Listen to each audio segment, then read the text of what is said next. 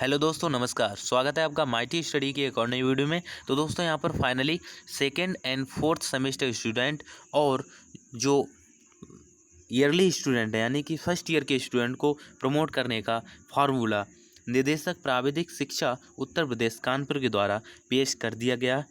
इसमें आपके लिए स्पेशल बैक पेपर और बैक पेपर से रिलेटेड टोटल डाउट आज की वीडियो में आपके कवर होने वाले हैं। इसके साथ साथ बहुत सारे आपके कमेंट सेक्शन में आपने पूछे थे क्वेश्चन, वो भी आज की वीडियो में कवर हो जाएंगे। तो यहाँ पर वीडियो के लास्ट तक बने रहिएगा। बहुत इंपॉर्टेंट न्यूज़ है आपके लिए और बहुत इंपॉर्टेंट इन्फॉर्मेशन है।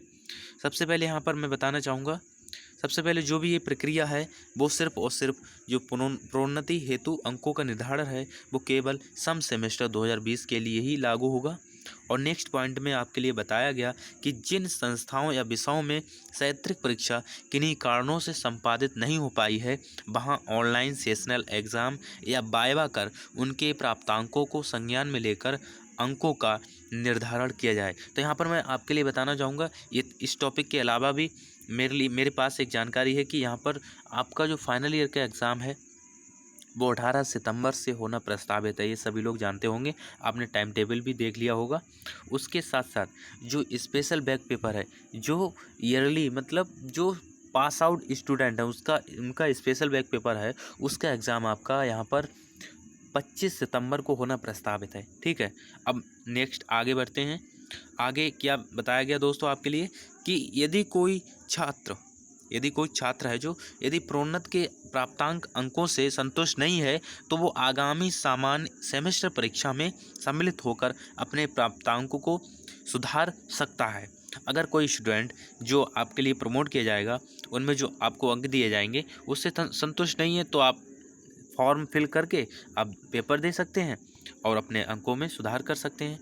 नेक्स्ट पॉइंट में आपके लिए बताया गया कि द्वितीय एवं चतुर्थ सेमेस्टर के छात्रों से संबंधित बैक पेपर की परीक्षा है वो सभी आपकी सामान्य सेमेस्टर परीक्षाओं के साथ अगले जो आगामी सामान्य सेमेस्टर परीक्षा होने वाली हैं उनके साथ संपन्न होगी, ये आपके लिए बताया गया। तो यहाँ पर फाइनली आप समझ सकते हैं सेकेंड एंड फोर्थ सेमेस्टर के स्टूडेंट की बैक पेपर परीक्षा है वो इस बार नहीं होगी, लेकिन हाँ जो बैक पेपर परीक्षा है वो आगामी सामान्य सेमेस्टर परीक्षाओं के साथ संपन्न होगी। ठीक है, तो यहाँ पर आगे नेक्स्ट पॉइंट देखते हैं दोस्तों। नेक्स्ट पॉइंट में आपके लिए बताया गया कि जो बैक पेपर से उत्तीर्ण परीक्षार्थियों के केस में एक विषय में बैक पेपर से उत्तीर्ण छात्रों का जो मूल्यांकन है उस बैक पेपर के प्राप्तांकों को छोड़कर शेष विषयों के सैद्धांतिक या प्रयोगात्मक अंक के आधार पर कॉलम 4 पार्ट ए का निर्धारण किया जाएगा। कहने का मतलब दोस्तों कि यहाँ पर जो प्रमोशन को लेकर बात हो रही है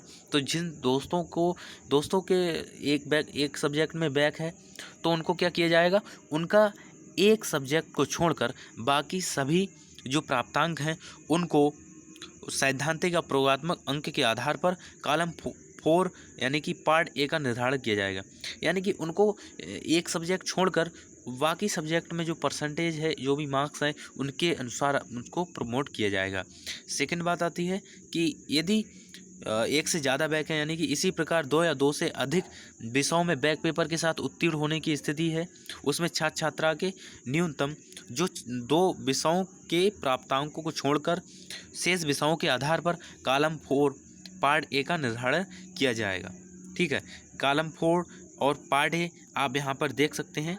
यहाँ पर आपको दिया गया है, ये रहा चतुर्थ सेमेस्टर का पार्ट 4। ठीक है, और ये कॉलम यानी कि कॉलम 4 पार्ट ए दिया गया है और ये सेकंड सेमेस्टर का यहाँ पर ये दिया गया है। यहाँ पर आप देख सकते हैं कि यहाँ पर जो अधिकतम 17 अंक पूर्व के तीनों सैद्धांतिक सेमेस्टर प्रणाली में से सर्वोत्तम इस टाइप से यहाँ पर दिया गया है। इसको आप हमारे टेलीग्राम चैनल से पढ़ सकते हैं डिटेल में पूरा डीपली, और कॉलेज से भी आप इसको पढ़ सकते हैं। कॉलेज के माध्यम से भी सभी कॉलेज के लिए यहाँ पर प्रोवाइड करा दिया गया है ये।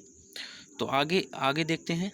कहने का मतलब है कि दोस्तों यहाँ पर जो 2 बैक आपकी लगी हुई हैं किसी सब्जेक्ट में तो 2 विषयों को छोड़कर यानी कि 2 विषयों में लगी हुई है तो 2 विषयों को छोड़कर, ठीक है, उसके अलावा जो सब्जेक्ट हैं उसका जो अंकों का प्रतिशत है उसके अनुसार आपको प्रमोट किया जाएगा। नेक्स्ट पॉइंट आता है कि दोस्तों पॉइंट नंबर 10 है कि समस्त संस्थाओं को प्रत्येक छात्र का कॉलम 5/6 पार्ट बी के अंतर्गत अभिलेखों, रिकॉर्ड आदि को सुरक्षित रखना पड़ेगा और परिषद को भी उपलब्ध कराना पड़ेगा। तो यहाँ पर दोस्तों मैं आपके लिए बताना चाहूँगा, जिन दोस्तों के अभी यहाँ पर ऑनलाइन जो भी आपके प्रैक्टिकल वगैरह चल रहे हैं, तो सभी दोस्तों को देना अनिवार्य है, उनमें प्रेजेंट होना बहुत ज़्यादा अनिवार्य है। यहाँ पर आप फाइनली समझ सकते हैं पॉइंट नंबर 10 के साथ कि समस्त संस्थाओं को यहाँ पर कहा गया है कि प्रत्येक छात्र का कॉलम 5/6 पार्ट बी के अंतर्गत अभिलेखों और रिकॉर्ड आदि को सुरक्षित रखना पड़ेगा और परिषद को भी उपलब्ध कराना पड़ेगा। तो यहाँ पर फाइनली समझ सकते हैं, इसको आप सीरियसली लें यहाँ पर, ठीक है, और इसको अटेंड जरूर करें। और यहाँ पर जो भी ऑनलाइन आपका लिया जा रहा है उसमें आप पार्टिसिपेट जरूर करें, जो भी आपका एग्ज़ाम वगैरह हो रहा है सेशनल।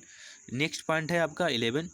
इसमें बताया गया कि वार्षिक परीक्षा पद्धति के आधार पर प्रत्येक छात्र को सैद्धांतिक एवं अर्धवार्षिक यानी कि अर्धवार्षिक परीक्षा का जो प्रावधान है, ठीक है, उनमें यानी कि अधिकतम अंक पाने वाले 2 सैद्धांतिक अर्धवार्षिक सैद्धांतिक परीक्षा हेतु क्रमशः परीक्षा 1 और इसके हेतु परीक्षा 1 के हेतु 40 अंकों तथा सैद्धांतिक परीक्षा 2 हेतु अधिकतम अंक है अधिकतम 40 अंकों में से निर्धारण किया जाए, ठीक है।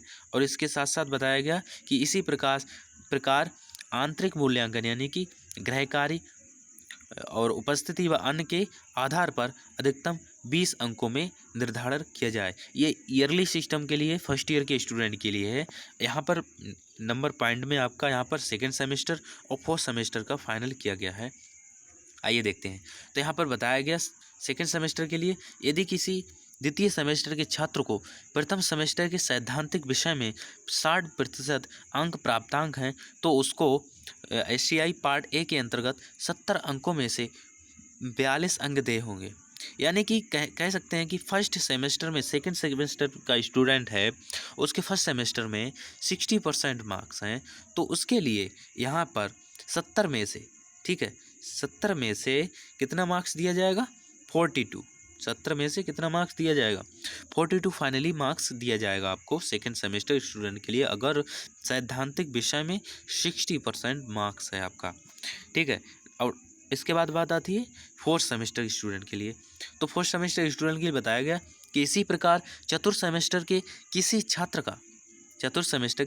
का प्रथम, द्वितीय एवं तृतीय सेमेस्टर से, कहने का मतलब है प्रथम सेमेस्टर में 50% और सेकंड सेमेस्टर में 60, थर्ड सेमेस्टर में 70% मार्क्स प्राप्त हुआ है, तो उसे पार्ट ए के एसटी के अंतर्गत सर्वोत्तम 70% अंक के आधार पर, ठीक है, तो तीनों सेमेस्टर यानी कि फर्स्ट सेकंड थर्ड सेमेस्टर के 70% अंकों के आधार पर, सर्वोत्तम जिसमें अंक हो रहे होंगे उसके आधार पर आपको 70 अंकों में से 49 अंक दे होगा।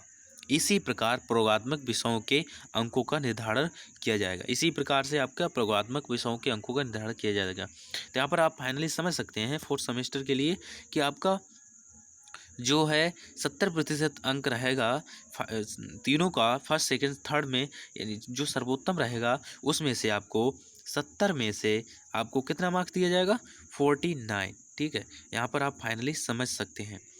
आगे दोस्तों आपके लिए बताया गया कि अतः यहाँ पर कह सकते हैं अतः सम सेमेस्टर द्वितीय एवं चतुर्थ सेमेस्टर एवं वार्षिक परीक्षा प्रथम वर्ष के छात्र छात्राओं को प्रोन्नत किए जाने हेतु उपरोक्त अनुसार संतुष्टि की जाती है। तो यहाँ पर आप समझ सकते हैं, यहाँ पर आपका जो प्रमोशन फार्मूला था, यहाँ पर ये आप सभी टॉपिक क्लियर समझ चुके होंगे।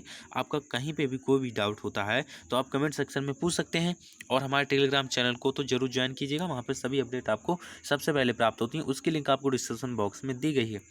और जो भी दोस्त हमारे चैनल पर नए हैं वो सब्सक्राइब करें, साथ ही साथ बेल आइकन को भी प्रेस करें, जिससे भी कोई भी न्यू अपडेट आपके लिए आए वो आपसे बिल्कुल भी मिस ना हो। तो फिर मिलते हैं किसी नई जानकारी के साथ नई वीडियो में। तब तक के लिए धन्यवाद। जय हिंद, वंदे मातरम।